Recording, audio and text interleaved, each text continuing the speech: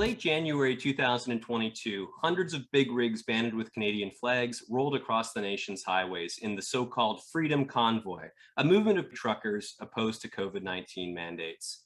Yet even after the Teamsters Union and the Canadian Trucking Alliance denounced the convoy and declared that 90% of their truckers were vaccinated and working, a small group of right-wing truckers continued to occupy Parliament Hill, alongside conspiracy theorists, white Christian nationalists, violent extremists, wellness influencers, and conservatives wrapped in "fuck you, Trudeau" flags.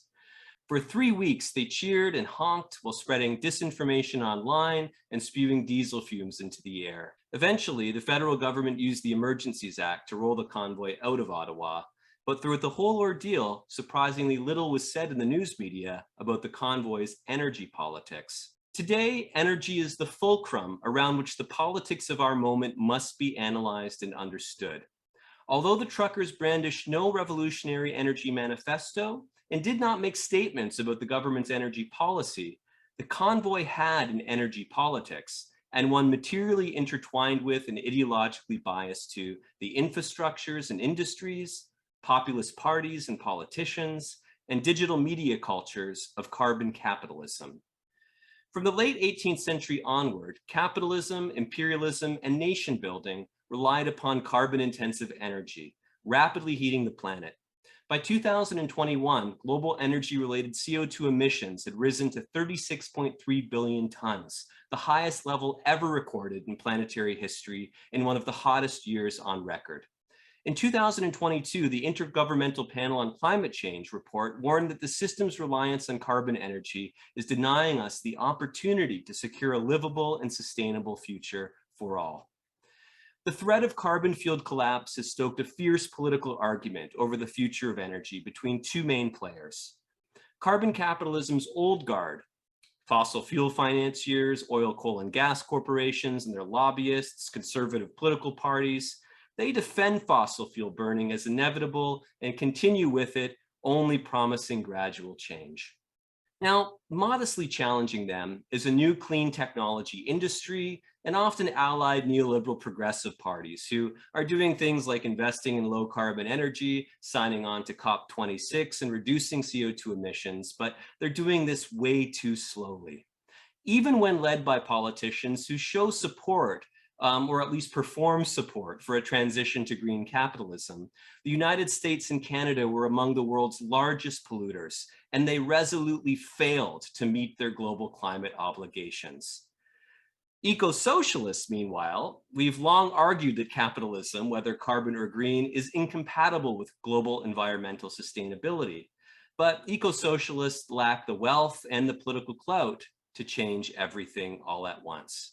So for now, carbon and green capitalist blocs battle for energy hegemony. They make the major decisions about the global energy system's future, and they deploy many means to organize popular consent to their vision of a future energy society. In this emerging and intensifying battle between carbon and green elites, the convoy took the side of the former. So for one, the convoy's trucks themselves were heavy emitters whose movement relied upon an energy infrastructure that keeps enlarging the globe's carbon footprint. Currently, the transportation industry accounts for about 29% of all emissions, thanks to the fossil fuels, petrol and diesel, that most trucks still rely on to run. In 2019, heavy-duty and medium-sized trucks emitted 444.4 million metric tons of carbon dioxide, and the average individual truck driver racked up 223 tons. That's 14 times that of non-truckers. If SUVs, and we saw a lot of SUVs in that convoy, were a country, they would have ranked 6th in the world for absolute emissions last year. The greenhouse gases emitted by the convoy's movement across the country and through occupation of Ottawa may be incalculable, but the heavy-duty and medium-sized trucks that led it are the fastest growing vehicular CO2 emitters in the world. Now, we need greener and cleaner ways of moving goods and people around, but it was dirty energy that made the convoy's vehicles go and still makes most vehicles go, despite all of the enthusiasm around electric vehicles. The convoy also moved on the internet and social media platforms, as memes, as ideas, as posts. And the internet and social media, far from being green and clean, is actually energy intensive. It is responsible for about 3.7% of the world's annual carbon emissions. So mile by mile, tweet after tweet, the convoy perpetuated carbon capitalism's legacy of unsustainable mobility and digital media. At the level of politics, the convoy also took a page from some of the most reactionary far-right carbon capitalist movements on the planet. And these have a history. The convoy might sort of be imagined to be a new thing, but when we actually look at the history of convoys, we actually see them as deeply sort of embedded in carbon capitalism and petro-populist politics. So the convoy took a tactic from the far right's long-standing playbook for protesting government efforts to reduce CO2 emissions. Launched in 2011, for example, the Tea Party-inspired Australian conservative movement's Convoy of No Confidence aimed to drive the carbon tax supporting Labour government and its Green allies out of office. Mick Patel, its key organizer, characterized the government's green initiatives as a conspiracy of globalist elites and radical leftists to create a new world order that would imperil workers and Australian national sovereignty. So this is a long-standing conspiracy theory that sort of anti-green movements have used for some time. In 2018, the 300,000 person strong Yellow Vests used trucks and cars to block roundabouts across France to protest en marche's green tax amid rising fuel prices. And they also argued that Emmanuel Macron's national climate change plan would simply put people out of work. Now, around the same time, US President Donald Trump's withdrawal from the Paris Agreement also cited the need to create carbon-based jobs for Americans. Yet this stale jobs versus environmentalism argument that gets bandied about on both sides of the Atlantic ignores how green energy actually pumps out more jobs than carbon. In fact, the North American oil and gas industry is waning. It's not a big jobs creator. It employed just 400,000 workers in 2022. By comparison, the clean energy sector employs nearly 3.5 million workers, and it's projected to create 10.3 million new jobs net globally by 2030. Nonetheless, the Yellow Vest Canada, inspired by but much more far right than France's Gilets Jaunes, started protesting the carbon tax a long time ago. And back in 2018, it was taking aim at what it imagined to be Canada's supposedly tyrannical energy policies. And like its foreign French counterpart, this Yellow Vest Canada used trucks to deliver its message when launching United We Roll, a cross-country convoy that arrived on Parliament Hill in February 2019 to oppose the federal government's carbon price, Bill C-69 and Bill C-48. Supported by oil and gas front groups and advocacy groups such as Canada Action, Rally for Resources, and Oil Sands Strong, United We Roll's protesters wrapped themselves in I Love Oil and Gas swag. They displayed placards denouncing United Nations globalism, and they demanded that Justin Trudeau, Canada's Prime Minister, be charged with treason, while also calling for more pipelines and no carbon taxes. So, this argument that was being made way back with this United We Roll Yellow Vest convoy is almost identical to the style of argument and the rhetoric being mobilized around the more recent Freedom Convoy. The only difference is that the primary target in this recent convoy is the sort of cross-border COVID-19 vaccine mandates, whereas in the 2019 incident, it was explicitly and openly targeting carbon taxes and any efforts actually to reduce or remove the power of oil and gas and carbon capitalism in Canada. So roll forward to 2022, and the so-called Freedom Convoy was being fundraised for and promoted by some of the very same right-wing organizers who organized United We Roll. One was Patrick King, a yellow vester and white nationalist conspiracy theorist. The other and more prominent one was Tamara Lick, who sports a CV worthy of carbon gold medals. A former yellow vester and early organizer for Wexit, a far-right secessionist movement that rejects the federal government's energy policy and planted the seeds of the Wild Rose Independence Party of Alberta, Lick is also a former administrator for Step Energy Services, an oil pumping company. A vocal opponent of Bill C-48 and Bill 69, in 2020, Lick joined the leadership of the separatist Maverick Party, whose so-called environmental policy calls for things like scrapping of the national and provincial carbon taxes, the withdrawal of Canada from the Paris Climate Accord. Moreover, this Maverick Party environmental policy encourages all levels of government to become cheerleaders for oil at home and abroad. So, Lick, sort of the sort of Freedom Convoy's key organizer, has like major loyalties, and even dependencies upon the reproduction of carbon capitalism. And this was on display at her own bail hearing in February 2022, where she wore a hoodie bearing the slogan, "I love Canadian oil and gas," a fashion statement sold exclusively by Canada Action, a Calgary-based oil and gas industry advocacy group. So though organized by this petro-populist fringe very much based in Alberta, the Convoy's clarion call dovetailed with mainstream conservatives' long towing of the line for carbon capitalism. After all, the Conservative Party of Canada has long fought carbon pricing. And in 2018, Stephen Harper even admitted that his party, quote, won elections just by opposing the carbon tax.